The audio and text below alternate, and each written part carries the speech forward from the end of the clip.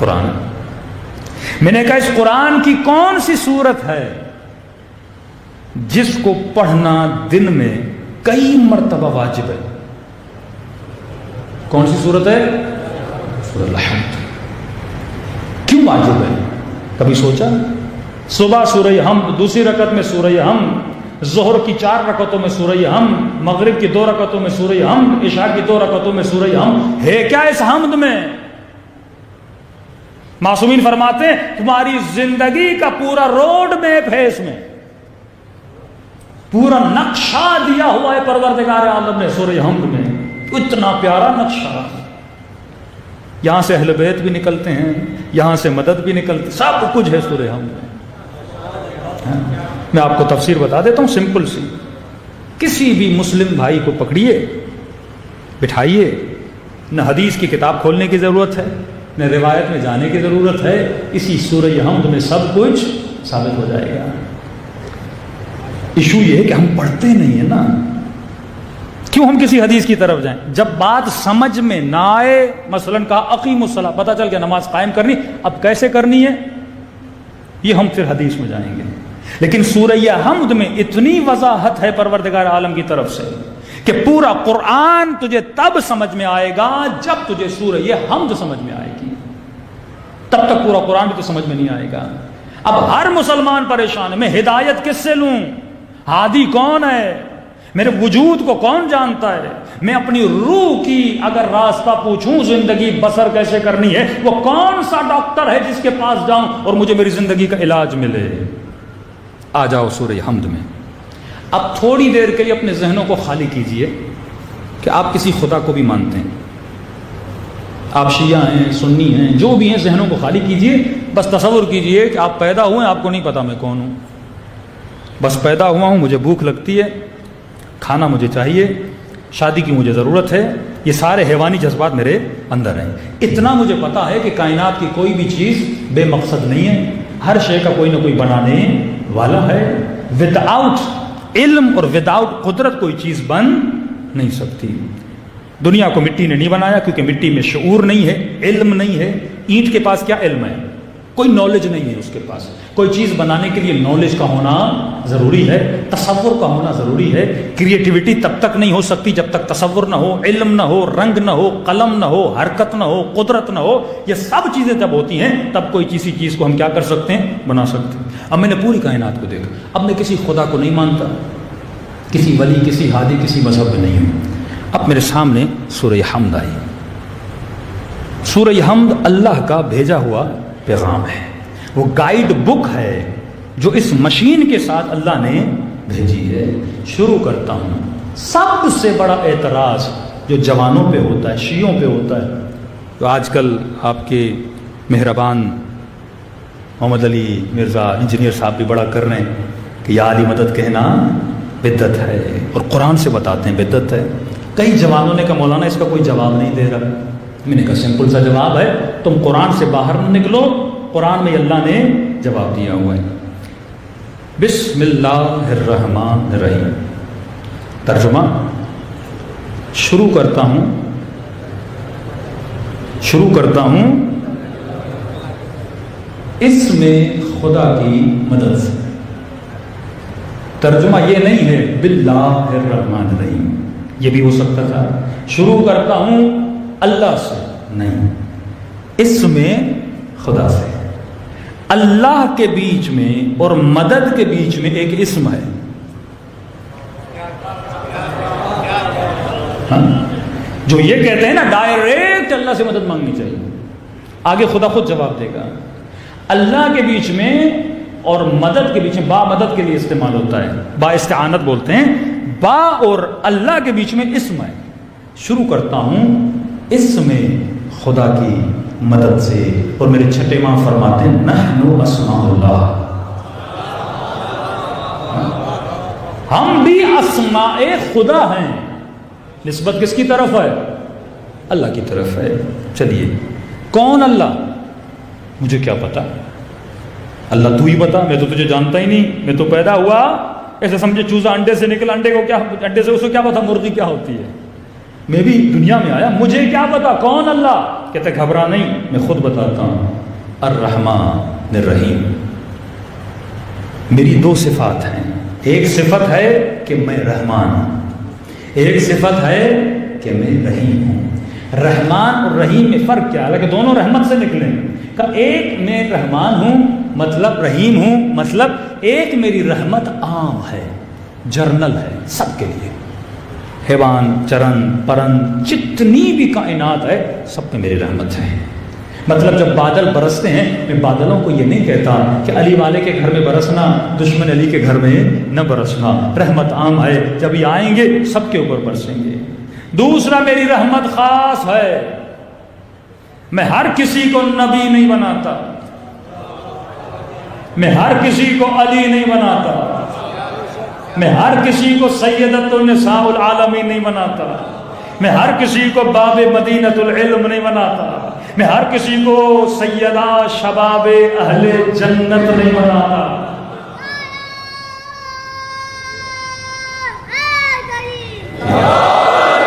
یہ میری رحمت، رحمت خاص ہے، میں ہر کسی کو حسین کی مجلس پہ نہیں بلاتا، میں ہر کسی کے دل میں علی اور آل علی کی محبت کو نہیں ڈالتا۔ یہ رحمت کیا ہے؟ خاص ہے۔ اچھا خدا ہے، تو عام رحمت بھی کرتا ہے، خاص رحمت بھی کرتا ہے، میں کیا کروں؟ کہ بولو الحمدللہ رب العالمین، شکر ہے خدا کا، کیونکہ وہ تیرا رب ہے۔ شکر کی بھی وجہ ہونی چاہیے۔ آپ مجھے پانی کا گلاس دیں گے، بولوں گا تھینک یو۔ آپ مجھے کھانا دیں گے، بولوں گا آپ کا شکریہ، آپ نے کھانا کھلایا۔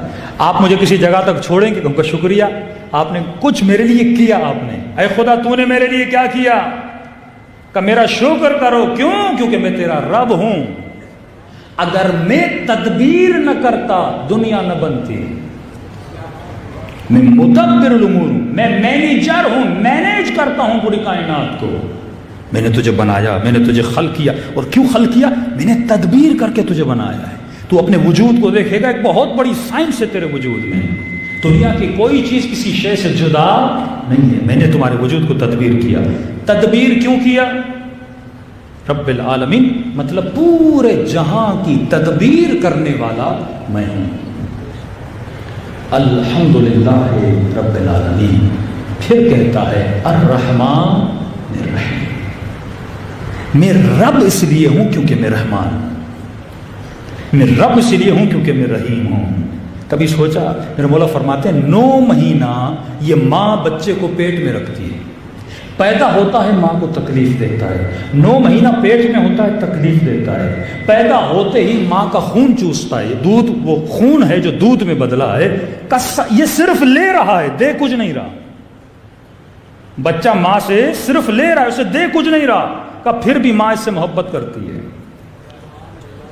اس کی گندگی صاف کرتی ہے، اس کے ڈائپرز کو چینج کرتی ہے، ماں کو گھن نہیں آتی، اسے تکلیف نہیں آتی، وہ خوشی خوشی کرتی ہے۔ کہ مولا کیوں؟ کہ اگر وہ ماں کے دل میں رحمانیت کی صفت کو نہ ڈالتا،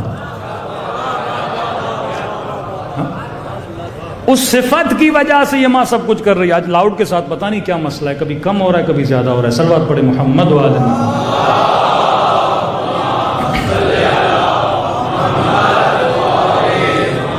بحث آگے جا کے حساس ہوگی اور لاؤڈ ڈسٹرب کرے گا تو موضوع آپ کے ذہن سے نکل جائے گا۔ فرمایا میں رب ہوں، اس لیے رب ہوں کیونکہ میں رحمان ہوں۔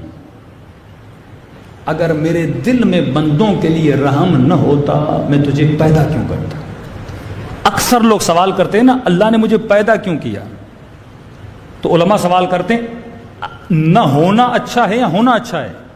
کسی چیز کا نہ ہونا اچھا ہے یا ہونا اچھا ہے؟ سب کہتے ہیں ہونا اچھا ہے۔ کہ اس نے تجھے عدم سے وجود دیا۔ وجود کیوں دیا؟ کیونکہ وہ رحمان تھا، اس کے دل میں محبت تھی، تبھی اس نے اپنی محبت کو تیرے ساتھ بانٹا۔ اب اس نے بتا دیا میں اللہ ہوں، میں اللہ کیوں؟ کیونکہ میں رحمان و رحیم ہوں۔ میں رب ہوں، رب کیوں ہوں؟ کیونکہ میں رحمان و رحیم ہوں۔ پورے عالم کی تدبیر کون کرتا ہے؟ میں کرتا ہوں۔ الرحمن الرحیم، مالک یوم الدین۔ اے میرے بندے یاد رکھنا، قیامت اور یوم دین کا مالک کون ہے؟ میں اللہ ہوں۔ ٹھیک ہے خدا، میں سمجھ گیا تو نے مجھے پیدا کیا کیونکہ تو رحمان ہے، تو رحیم ہے، میں تیرا شکر کرتا ہوں کیونکہ تو میرا رب ہے، دنیا آخرت یوم دین کا مالک تو ہے، اب بتا تو صحیح اس یوم دین کے لیے میں کیا کروں؟ کوئی پلان دے مجھے، اسکول بن گیا یہ اسکول اس کے لیے، اب میں اس اسکول میں آ کے کروں کیا؟ کوئی سلیبس دے مجھے، میری ڈیوٹی کیا ہے دنیا میں آنے کے بعد، میں دنیا میں لایا کیوں گیا؟ اللہ ہدف دنیا بتاتا ہے، کہتا ہے بول ایاک نعبد و ایاک نستعین۔ یہاں پہ وہابی شیعوں سے بڑا کھیلتے ہیں، بیچارے جوان پریشان ہو جاتے ہیں، سمپل شبہ ہے جس کا جواب میں ابھی دے دیتا ہوں۔ ایاک نعبد، یہ شبہ محمد علی مرزا نے بھی کیا، ایک کلپ بن جائے تو اس کو بھیج دیجیے گا۔ ایاک نعبد و ایاک نستعین، ترجمہ تیری ہی عبادت کرتا ہوں، تجھ ہی سے مدد مانگتا ہوں۔ مفتی کہتے ہیں یہ بھی تو ہو سکتا تھا نا، نعبد ایاک نستعین ایاک، لیکن کہا نہیں، پہلے کہا ایاک نعبد، حصر کیا، مطلب تیری ہی عبادت کرتا ہوں، مطلب کسی اور کی نہیں کرتا، تجھ ہی سے مدد مانگتا ہوں۔ تو کہتے ہیں مطلب میں کسی اور سے مدد نہیں مانگتا، پھر تو یا علی مدد کیوں کہتا ہے؟ اب ان کا سارا فوکس علی پر ہے، سارا فوکس کس پر ہے؟ مولا علی پر ہے۔ اچھا ٹھیک ہے، چند لمحوں کے لیے ہم اس تفسیر کو، اس ترجمے کو جس طرح ہے اسی طرح مانتے ہیں۔ ایاک نعبد، اس کو ذرا تھوڑا پیچھے رکھتے ہیں، ایاک نستعین، ایشو ہے ایاک نستعین پہ، کیا اے خدا میں تجھ ہی سے مدد مانگتا ہوں، جب حصر کر دیا نا، تجھ ہی سے مدد مانگتا ہوں، مطلب کسی اور سے، کسی، مولا علی کو تھوڑا ذہن سے باہر نکالیے، کسی اور سے مدد نہیں مانگتا۔ پھر تو ڈاکٹر سے مدد کیوں مانگتا ہے؟ سمپل ترجمہ ہے، میں کسی سے مدد نہیں مانگتا۔ یہ نہیں ہے اس آیت میں کہ علی سے نہ مانگو، ڈاکٹر سے مانگو، یہ نہیں ہے اس آیت میں گاڑی سے مدد مانگو، اہل بیت سے نہ مانگو۔ آیت سریعاً حکم دے رہی ہے تجھ ہی سے مدد مانگتا ہوں، کہ نہیں زندہ سے مانگ سکتے، مردہ سے، اس آیت میں نہ زندہ ہے نہ مردہ ہے، یہ تو تیرے فلسفے ہیں نا، یا زندہ کے لیے ہے فلاں مردہ کے لیے، اس میں تو پڑھتا کیوں ہے؟ پہلی بات تو جمپ کیوں مار رہا ہے؟ عقل مند شیعہ وہ ہوتا ہے جب یہ تفسیر بٹھا کے پڑھو نا، پہلا کام یہ کرنا اسے جمپ نہیں مارنے دینا، وہ فوراً جمپ مارے گا حدیث میں، فوراً سورہ ہم سے نکل کے کسی اور صورت میں جا کر، نہیں، اللہ نے اسی صورت کو پڑھنے کے لیے بولا ہے، جواب بھی اسی میں ہونا چاہیے۔ میں بھی سورہ ہم سے باہر نہیں نکلوں گا، تجھے بھی سورہ ہم سے باہر نکلنے نہیں دوں گا۔ اگر کوئی اور آیت اسی طرح واجب ہوتی جس طرح سورہ ہم کو پڑھنا واجب ہے، آپ باہر نکل سکتے تھے، لیکن جب یہ روڈ میپ ہے تو کلیئرٹی بھی اسی کے اندر ہونی چاہیے، باہر نکلنے ہم نہیں دیں گے۔ اب یہ بتا، تو ماں سے مدد کیوں مانگتا ہے؟ پیدا ہوتے ہی تیری ماں تیری مدد نہ کرے تو اپنی نجاست کو صاف نہیں کر سکتا۔ تو ڈاکٹر سے مدد کیوں مانگتا ہے؟ تو انجینئر سے مدد کیوں مانگتا ہے؟ تو ریڑھی والے سے مدد کیوں مانگتا ہے؟ اے مولوی، تو مشہور ہونے کے لیے یوٹیوب سے مدد کیوں مانگتا ہے؟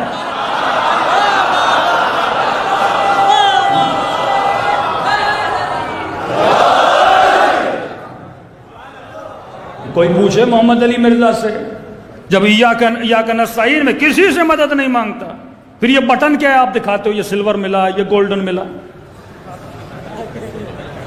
آپ کو مشہور کرنے میں اللہ نے مدد کی تھی، انگریزوں کو یوٹیوب نے مدد کی، آپ کی مسیحیوں کے یوٹیوب نے آپ کی مدد کی، سوشل میڈیا نے آپ کی مدد کی، تو آپ ان آلات و اسباب کی مدد نہ لو نا پیغام خدا کو پہنچانے کے لیے۔ میں نہیں کہہ رہا میں مخالف ہوں، آیت پہ ٹکا ہوا ہوں۔ پھر ڈاکٹر کے پاس نہ جاؤ، بیمار ہو جاؤ، ایاک نستعین، کھانا چاہیے ایاک نستعین، پانی چاہیے ایاک نستعین، کسی کے پاس نہ جاؤ۔ ترجمہ اگر یہ کرو گے، کیونکہ تجھ ہی سے مدد مانگتا ہوں، تو ہر عقل مند بندے کے ذہن میں سوال ہوگا، اے خدا کس چیز میں؟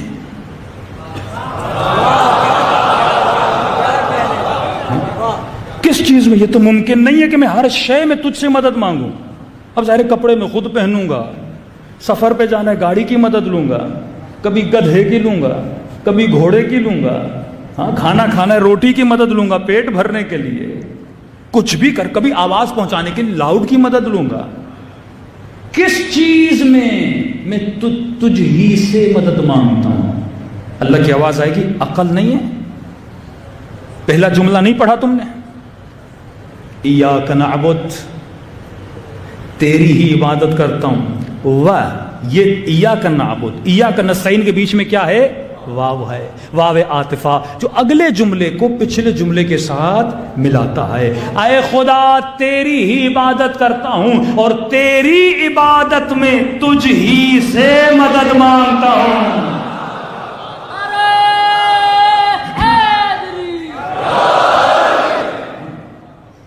تیری ہی عبادت میں کسی بت سے مدد نہیں مانگتا، کیونکہ اگر بندہ کوئی بنا سکتا ہے تو بنا سکتا ہے. ہاں اللہ نہ چاہے تو ہم اس کے بندے بن سکتے ہیں کیا؟ توحید خالص. اور شیعوں سے بڑی توحید اور گاڑی توحید کسی مکتب کے پاس نہیں ہے. آپ کے پاس نہ وہ دعائیں ہیں نہ وہ مطالب ہیں. آ جاؤ مکتب اہل بیت میں. ہمارا تو وہ خدا ہے ہی نہیں جو جہنم میں پاؤں ڈال دے. گاڑی توحید یہیں سے ملتی ہے. اے خدا تیری عبادت میں تجھ ہی سے مدد مانگتا ہوں. ٹھیک ہے خدایا مدد مانگتا ہوں، ٹھیک ہے تو کس طرح مدد کرے گا یہ بھی تو بتا. اللہ نظر نہیں آ رہا اور بول بھی یہ رہا ہے کہ میری عبادت میں میں ہی مدد کروں گا. اب وہی مدد کرے گا نا. مطلب نقشہ میں تجھے دوں گا، ایڈریس میں تجھے دوں گا. کسی ایرے غیرے سے میری ایڈریس نہ لینا، کسی ان پڑھ سے میری ایڈریس نہ لینا، کسی بت سے میری ایڈریس نہ لینا. ایڈریس میری چاہیے میری سورہ حمد میں آ، میں تجھے ایڈریس دوں گا. مجھ ہی سے راستہ مانگنا. اچھا خدا تجھ ہی سے مدد مانگ رہا ہوں تیری عبادت میں، بتا کیا کروں؟ کہا بولو اہدنا الصراط المستقیم. اب میں تجھے روڈ میپ دے رہا ہوں. اہدنا، ہدایت کر، تو ہدایت کر، تو ہی مدد کر رہا ہے نا، تو ہدایت کر. صراط المستقیم، اس راستے پر جو سیدھا ہے. راستہ ایک ہے، 73 نہیں ہیں. راستہ ایک ہے، کلہم نجوم نہیں ہے. راستہ ایک ہی ہے جو ہدایت کا راستہ ہے. اہدنا، ہدایت کر صراط مستقیم پر. اب بندہ کنفیوز ہوتا جائے گا. اے خدا صراط مستقیم یہ ہے کیا؟ صراط مستقیم ذرا ڈیفائن تو کر. صراط مستقیم کیا ہے؟ مجھے کیا پتا صراط مستقیم کیا ہے؟ اللہ کہتا ہے گھبراؤ نہیں، ڈیفینیشن میں خود دوں گا. شروع سے خود بتاتا ہوا آ رہا ہے کہ صبر کر، آگے جا، جواب تجھے خود مل جائے گا. اہدنا الصراط المستقیم، ہدایت کی دعا مانگ مجھ سے. کس کے لیے؟ صراط مستقیم پر. اے خدا یہ صراط مستقیم کیا ہے؟ پہچان کیا ہے؟ جانوں کیسے؟ پہچانوں کیسے؟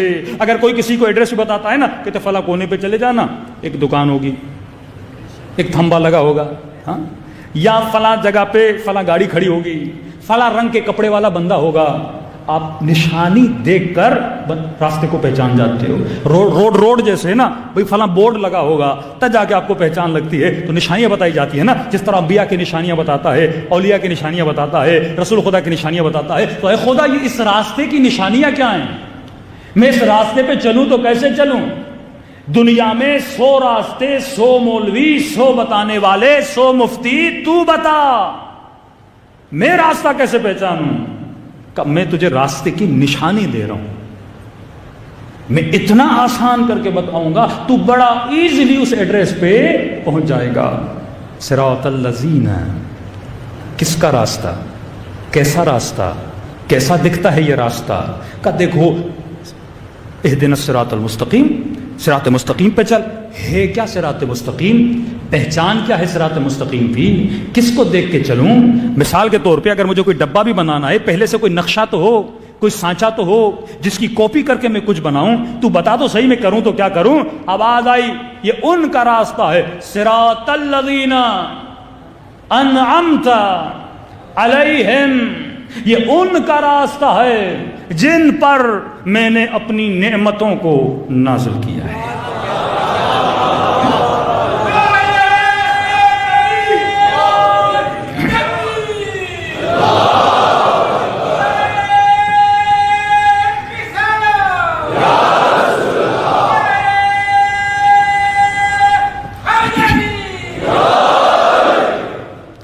اب یہاں پہ ایک بہت بڑی چھلانگ لگاتا ہے مفتی. آپ نے ٹانگوں کو پکڑ لینا ہے, بھاگنے نہیں دینا اسے. فوراً جمعے کا خطبہ دے گا, کہے گا صراط مستقیم پہ چلو. کن کا راستہ ہے؟ انعمت علیہم, جن پہ اللہ نے نعمت نازل کی. لوگ پوچھیں گے مفتی صاحب کون ہیں؟ والسابقون السابقون اولئک المقربون, جو سب سے پہلے ایمان لائے. بدر والے, احد والے, میٹھے میٹھے پیارے پیارے, یہ بولتے ہیں, لٹرلی بولتے ہیں ان کا راستہ ہے. تو کسی کو یہ پتا نہیں خدا جب ساری ایڈریس حمد میں دے رہا ہے تو مجھے کہیں اور کیوں لے جا رہا ہے؟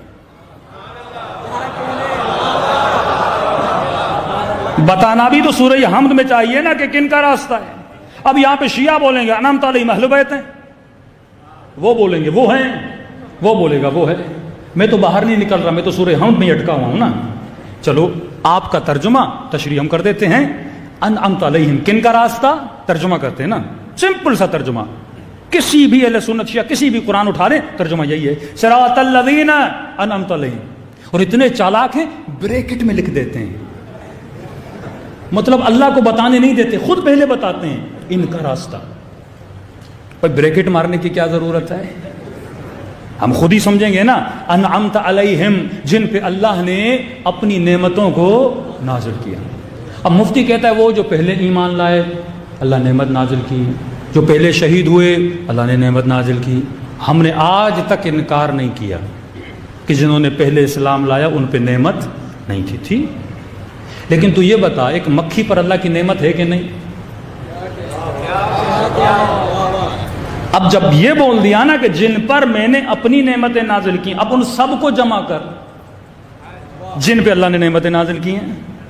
دنیا کا وہ کون سا وجود ہے جس پہ اللہ نے نعمت نازل نہیں کی؟ آپ بتاؤ تو صحیح. ایک کبوتر پہ بھی اللہ کی نعمت ہے, زمین پر بھی اللہ کی نعمت ہے, سارے مسلمانوں پر اللہ کی نعمت ہے. تو کیا میں سب کے راستے پہ چلوں؟ بھائی زرداری پہ اللہ کی نعمت ہے کہ نہیں؟ ہے کہ نہیں؟ آپ کی حکم نعمت تو ہے نا, اللہ نے جان دی, وہ سانسیں لے رہے ہیں, کھا رہے ہیں, پی رہے ہیں, یہ نعمت خدا ہے.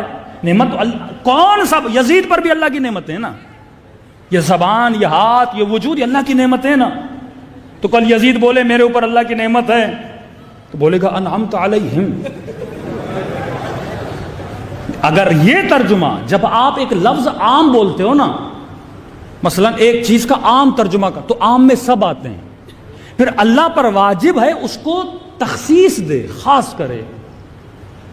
مثلا میں بولتا ہوں یہ پیسے ہیں مومنین کے لیے, تو آپ پوچھو گے مولانا کون سے مومنین؟ کراچی والے, حیدرآباد والے, ایران والے, کس کے لیے آپ ڈونیشن دے رہے ہو؟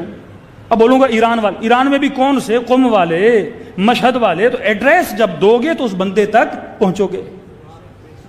تو کا صراط الذین, خدا کی قسم قرآن نے وہ کڑی لگائی ہے, نہ کوئی مفتی نکل سکتا ہے, نہ کوئی مولوی بھاگ سکتا ہے. کہا صراط الذین انعمت علیہم, ان کا راستہ جن پر میں نے اپنی نعمتوں کو نازل کیا.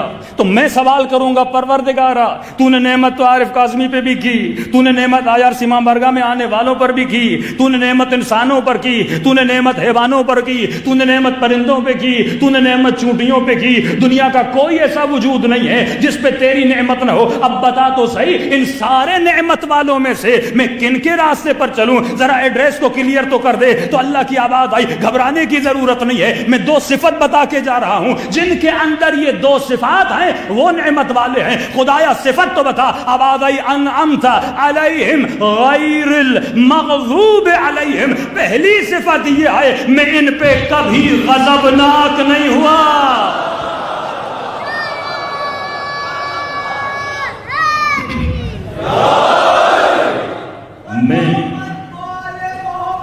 میں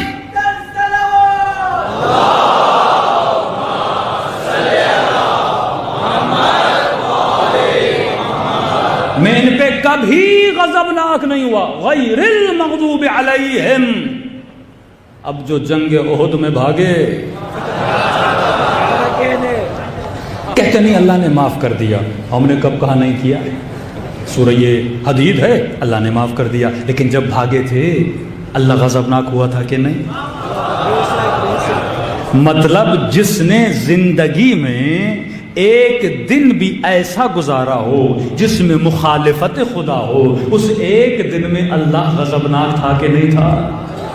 اب کوئی ایسا ڈھونڈو جو زندگی میں کبھی غضبناک نہ رہا ہو. پھر بھی اللہ نے کہا شاید مفتی کے لیے گنجائش رہ جائے، بول دے میں نے معاف کر دیا، اللہ نے معاف کر دیا، یہ کر دیا. کہ دو صفت بتا رہا ہوں. پہلی صفت یہ ہے غیر المغضوب علیہم، یہ وہ ہیں جن پہ میں کبھی غضبناک نہیں ہوا، اور یہ وہ ہیں ولا الضالین، اور وہ بھی کبھی گمراہ نہیں رہے جو 40 سال بت پرستی کرتے رہے، وہ انعمت علیہم نہیں ہو سکتے.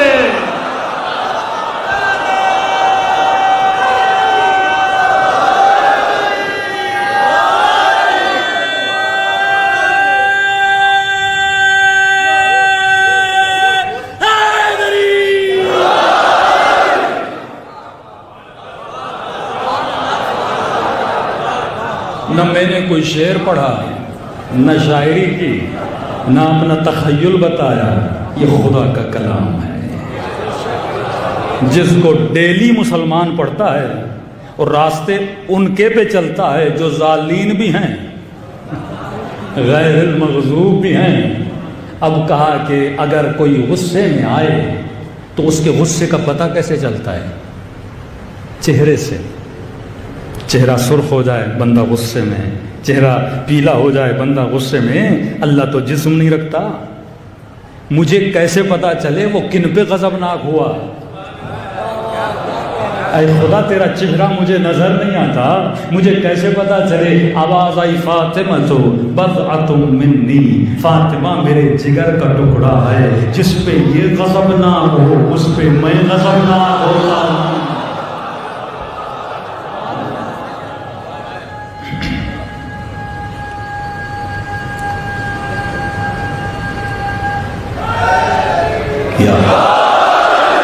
صریحاً اہل سنت کی کتابوں موجود ہے، من ابغضها فقد ابغضنی. جس نے فاطمہ کو غضبناک کیا اس نے مجھے غضبناک کیا. تبھی کہا کہ یہ وجہ اللہ ہے، صفات بتاتا ہے خدا. اللہ قرآن میں کبھی نام نہیں بتاتا کیونکہ نام سے زیادہ صفت مضبوط ہوتی ہے. اکثر جوان یا بولتے ہیں بھائی اگر 12 امام تھے اللہ قرآن میں نام بتا دیتا، نام نہیں بتاتا. اگر اللہ قرآن میں نام بتاتا ابو سفیان اپنے بچوں کے وہی نام رکھ لیتا. سیدھی بات ہے. پھر ہم اس پہ ثابت کرتے علی یہ والا نہیں ہے، علی وہ والا ہے. حسن یہ والا نہیں ہے، حسن وہ والا ہے. اب مفتی اسی میں بحث چھڑی رہتی. اللہ نے کہا نام نہیں بتاؤں گا، تو سیانا ہے تو میں بھی تیرا رب ہوں، تو مکر کرتا ہے تو میں خیر الماکرین ہوں. میں صفت بتاؤں گا، کہا اپنا نام بتاؤں گا، نبی کا نام بتاؤں گا، تیسرے کی صفت بتاؤں گا. انما ولیکم اللہ والرسول، میں ولی، میرا رسول ولی. تیسرا وہ ولی جو حالت رکوع میں زکوٰۃ دیتا ہوا نظر آ جائے.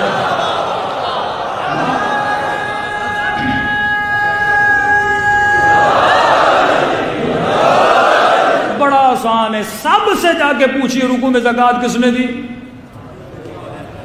کہتے علی نے دی. سب کہتے ہیں علی نے دی. انما یرید اللہ میں بھی نام نہیں بتا رہا، صفت بتا رہا. یہ ہر طرح کی نجاست سے دور رہتے ہیں. جگہ جگہ صفت اظہر ہوتی ہے، صفت علم ہوتی ہے. اب مثال کے طور پر مجمع میں کسی کو 5 لاکھ دوں اور بولوں حیدرآباد چلے جاؤ، دوں گا نہیں، مثال دے رہا ہوں. حیدرآباد چلے جاؤ اور فلاں آدمی ہے نام علی ہے، اسے جا کے 5 لاکھ دو. آپ حیدرآباد چلے گئے اور آپ نے اعلان کیا مولانا نے 5 لاکھ دیے، بولا جس کا نام علی ہے اسے دے دو. پورا حیدرآباد جس کا نام علی ہے سارے جمع ہو جائیں گے. لیکن اگر میں صفت بتا دوں نا، وہ علی جس کی شکل ایسی ہو، وہ علی جو سخی ہو، ہاں تبھی مولا فرماتے میرے شیعہ تو ہو، شیعوں والی صفات پیدا کرو۔ قیامت میں یہ نہیں بولا جائے گا علی کے شیعہ آئیں، وہاں صفات پکاری جائیں گی۔ وہ شیعہ جو سخی تھا، وہ شیعہ جو نماز پڑھتا تھا، وہ شیعہ جو تہجد گزار تھا مثلا، وہ خاتون جو زینبی تھی، با حیا تھی، با پردہ تھی، یہ صفات جب ہوں گی تو صفات سے پہچانا جاتا ہے۔ تبھی خدا قرآن میں صفت بتاتا ہے یوم تری المؤمنون والمؤمنات یسعی نورہم بین ایدیہم وبایمانہم، قیامت کے دن ایسے مومنین آئیں گے جن کے چہروں سے نور نکل رہا ہوگا۔ تو یہ صفت ہے۔ بڑا آسان ہے اپنی زندگی کے ہدف کو سمجھنا، لیکن ایشو یہ ہے کہ ہم اس کے بجائے کہ تھوڑی زحمت خود کریں، ہم نے سارا برڈن مفتی، مولوی، ملا، ذاکر پہ ڈال دیا۔ جیسے دین اترا ہی مولویوں کے لیے تھا، قرآن سب کے لیے۔ گھر اٹھو، قرآن اٹھاؤ، بسم اللہ الرحمن الرحیم، غور، صرف ترجمہ پڑھو، پھر آیت پہ غور کرو، پھر تھوڑا فکر کرو، اللہ خود تجھے کیا دے گا؟ ہدایت دے گا۔ اسی طرح سورہ بقرہ میں چلے جائیں، الف لام میم ذالک الکتاب لا ریب فیہ ھدی للمتقین، یہ وہ کتاب ہے جس میں شک نہیں، اور ہدایت دیتی ہے کن کو؟ جو صاحب تقوی ہے۔ مطلب میرے اندر تقوی نہیں، قرآن میرے لیے ہدایت نہیں ہے۔ اسی تقوی کو پیدا کرنے کے لیے حسین کربلا کے میدان میں گئے۔ اسی